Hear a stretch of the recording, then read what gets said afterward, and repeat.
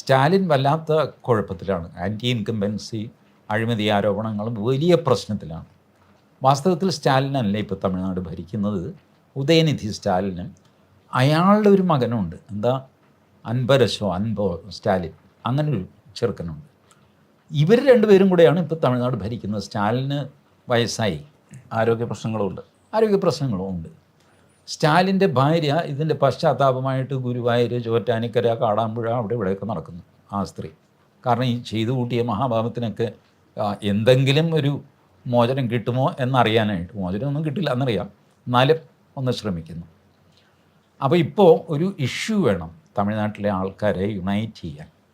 അതിനാണ് ഈ ഭാഷാ പ്രശ്നം എടുത്തിട്ടിരിക്കുന്നത്. അല്ലെങ്കിൽ മറ്റാർക്കും എന്താ ഇതില്ലാത്തത്?